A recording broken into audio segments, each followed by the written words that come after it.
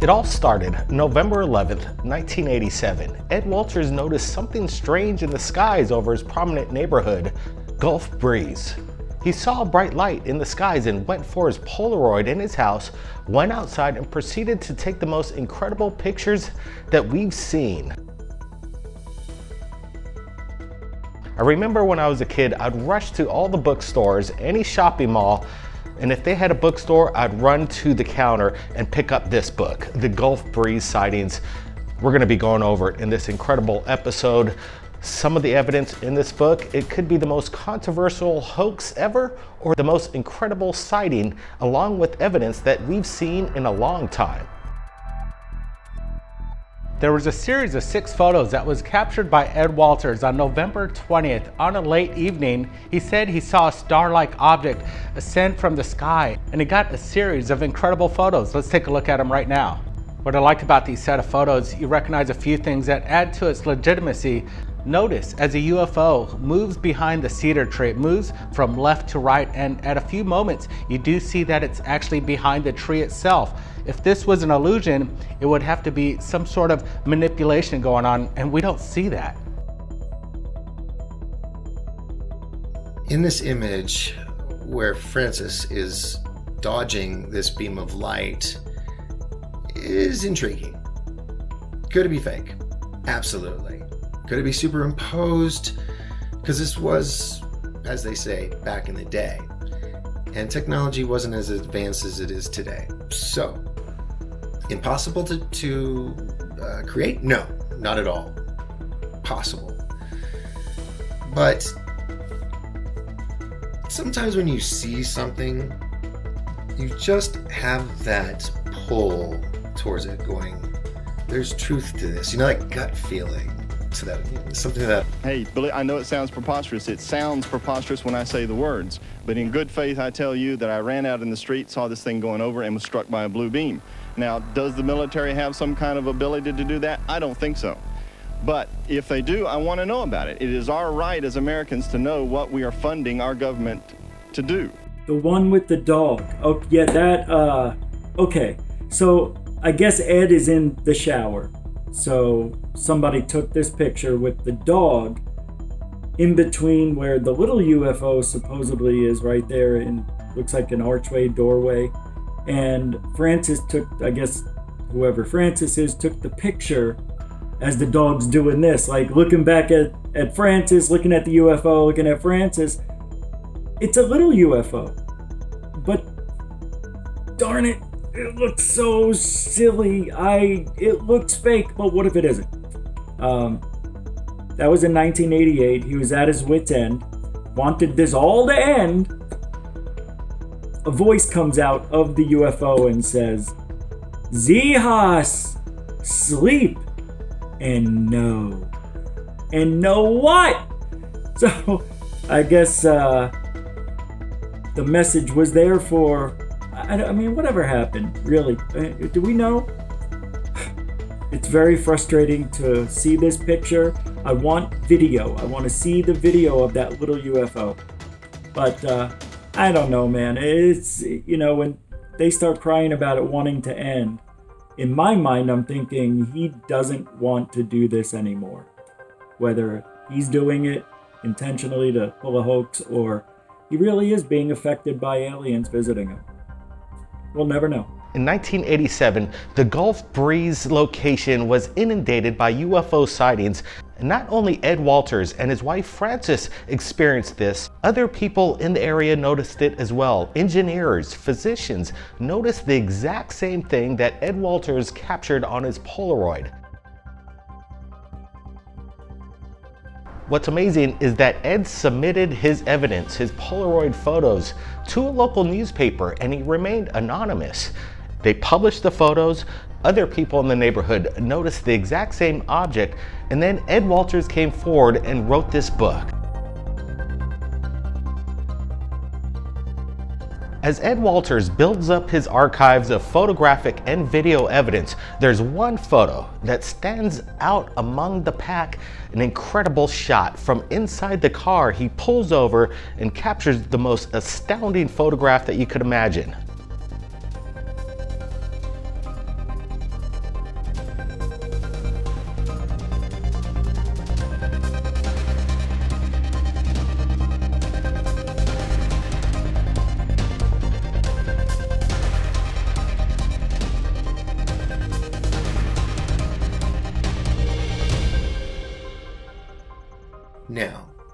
granted, the images that we see in the book look like they could be made for a TV film or a movie, sci-fi of that nature.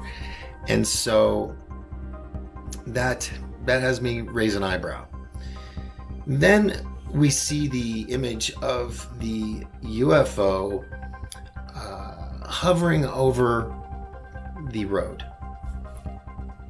And the light from the bottom of it is lighting up literally almost 12, 13 feet across, almost half of a 2-lane road. And it lights up really good because of the distance. It's only looks like maybe 1.5 feet above the ground. See, that is the iconic photo, right? The one where you see it has little portholes in it. You know, it looks like a craft that was just hanging out over the road. Yeah, you can even see, I think there was light, right? The reflection of light on the road. That's what people saw. Now, later on down the road, people were trying to say, oh, they found like a model of it up in the guy's attic months after he had left. And it's a pretty important picture because that may be a real UFO, and we're just all going to assume that it isn't because it's too good to be true. I've fallen into that category so much. Just, you take things with a grain of salt, and if it's real, and we'll find out eventually. Usually we always find out the answers, but that iconic picture, it looks so good, it better be real. That's all I have to say, because people reported seeing that, and exactly that, which is amazing.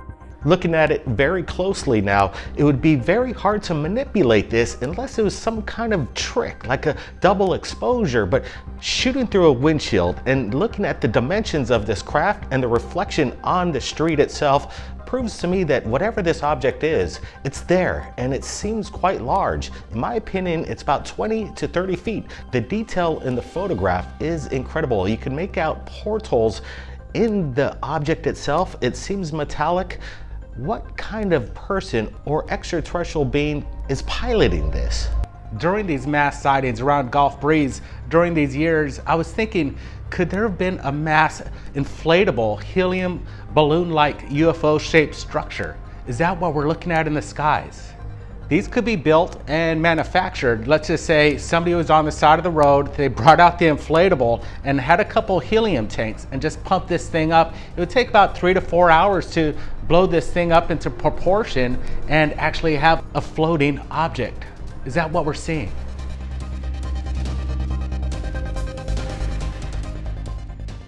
As we look at the other photo, which is a daytime photo showing the grass burnt in a round pattern where this UFO supposedly was, we see that the grass is burnt. It's different from everything else because it's dark and burnt, and it's around 12 feet in diameter, and that's around the good width of a car, a car lane. So there's some stuff leaning me in that direction that Gulf Breeze is real. And the fact that there's so many witnesses. I saw something out there when I was there, but it could have been anything. It was foggy. It was misty that day. So I'm never dismissive. I like to make sure that we look at all the possibilities. And this could be a hoax, but it also could be real. The crop circle, yeah, or dirt circle in this situation, right? He had this, you can see the picture of it. I think it's a black and white picture, but it shows a circle where there was grass, and it's in black and white, but it's hard to tell. I zoomed in on it and everything, but he said this circle appeared behind his house and was about 12 feet across, I think, and 12 meters. I can't remember either one. It was a 12. He said it was about the same size as the craft that he saw. A lot of people don't know this about me, but I've had strange experiences through my life. The reason I'm in this. One night, there were circles on a night where weird stuff happen. So I think these circles are from the UFOs that land. Some of them, not all of them do it maybe, but for whatever reason, it's almost like they're marking their landing area. Or maybe that's just a distortion from the field that's generated from the UFO. It's interesting. There were the soil samples that they took from his circle did not show why the grass died or why there was a circle there. So that's a mystery. Who knows if it's there made by rodents or what? I don't know, but it's another part of the puzzle, and if the guy's telling the truth, it's pretty important. It's an interesting case. Ed Walters had contact with an alien being. He explains early morning he noticed this strange, like shielded being, as he calls it, was behind the porch window. He gave chase and the thing ran off into the fields, and then he was shot by this blue beam, and he said he was basically immobilized by this blue strike of the beam. As he was able to regain control of himself, he saw the alien flee, and he took a picture. And he noticed this blue beam coming from this UFO craft. He said it may have teleported him up into the ship itself. It's a pretty wild photo. I like what we're looking at here. And you could tell it was shot off in the distance. And what's creating that blue beam? This is not easy to produce or duplicate if you're trying to reenact what we're looking at here. It's a very curious picture. And again, it leads to more legitimacy into this story. Hey, Billy, I know it sounds preposterous. It sounds preposterous when I say the words. But in good faith, I tell you that I ran out in the street, saw this thing going over, and was struck by a blue beam. Now, does the military have some kind of ability to do that? I don't think so. But if they do, I want to know about it. It is our right as Americans to know what we are funding our government to do. Well, I guess he was in the pool, and the UFO appears. And it's been going on for a while. At this point, I think he's been abducted. He's dealing with all sorts of weirdness around him. He says missing time and who knows what, abductions. That picture of him with the towel around his waist and going, I want it to stop! Land or stop or get out of here. I've done it.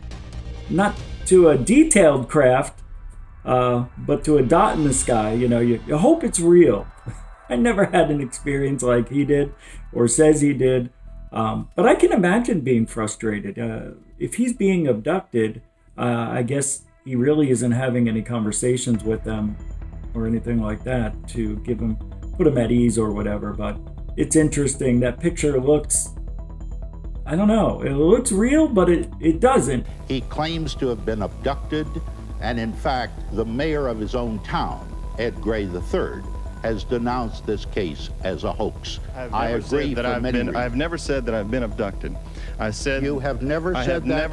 I have never, quote, read my lips. I have never said that I've been abducted. But you take what these people on this, this episode that Oprah did, and they're basically dismissing him, saying, no, it was all time, it was this model that we ended up finding in his wall, after he had moved out. We have a kid that said, yes, I did it, he paid me, yada, yada, yada. Well, if you wanted to dismiss the truth, you set it up pretty easy to say, hey, here it is. Now, if there wasn't that image of the saucer over the road so close to the ground, lighting it up as it did, I would probably lean more towards it could most likely be a hoax. But if they said what was used in these photos is an absolute truth, that it was this model, how would this little model that a young man made be able to cover the distance of 12 to 13 feet? The prank that was pulled by putting a model in a house that I used to live in a year and a half ago was an effort by whomever to discredit the sightings. And it shows me that there is a very definite cover-up going on trying to make this phenomena go away. Oprah Winfrey. You asked me, I remembered. Oprah Winfrey had Walters on her show, and with Philip Klass trying to debunk everything he said. And you have 2 convicted felonies on your record. You served time, once for forgery, once for car theft. So I choose to believe Mayor Ed Gray III. What do you say? Okay, you have to. It seemed like a hit piece to me.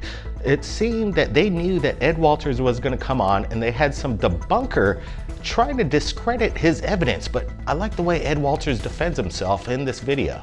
And any big case that happens across the United States will be ridiculed. And I've heard these same stories, unsubstantiated stories about models and witnesses coming forward over and over, and there's no truth to them. To dismiss his story, the audience members felt like they were shills, plants, actors, with information to, disperse. Ed stood his ground, and then we had this other gentleman who wanted to debunk him with all this information. And some of the stuff he talked about made me question, but then there's other stuff that makes me go, there couldn't be any other explanation. So one of the things is on this show, they had audience members come up and say, well, me and my friend saw this episode where a little boy found this, or they found this model in the wall of the house he used to live in years before, and this little boy came forward and said, yes, he paid me to help him put all this together and whatnot. Highly feasible, totally feasible. But it's usually for somebody that wants to make money. And from what I've gathered, Ed hasn't really made any money off this. So it seems like just a really bad investment if it was to be a hoax. When I was an 18-year-old boy, I did get in trouble with the law. But what that has to do with UFOs, only Phil Klass knows. Now, this type of ridicule is the same thing that the government does to virtually every high-profile UFO case. On the Oprah Winfrey Show, he did a really good job. Oprah didn't do a lot of UFOs, but in 2007, I was contacted by the Oprah Winfrey Show to be a possible guest on there with other ufologists at the time, and one of them who was going to be on the show is no longer around. He's in prison, but I warned them about this person, and they, I think, went with him over me. But just to let you know, it's amazing that even the Oprah Winfrey Show is looking for people in ufology. At least back then they were. So it's not out of the norm for something like this to be on Oprah, I guess. Pretty amazing. No matter what you say about Ed Walters and Francis in regards to their incredible evidence, I think Ed has left it up to us to decide whether it's real or not. And in my opinion, it's not only Ed Walters and his wife's experience, but the whole neighborhood of Gulf Breeze that experienced this incredible wave of UFOs during the time. What the heck was going on over there? During the last 2.5 years, hundreds of my neighbors and... You say you know what you saw. I know what I saw because I have the photographs to prove what I saw was not a helicopter or an airplane. People came forward by the droves, dozens and scores of people saying, yes, that's exactly what we saw.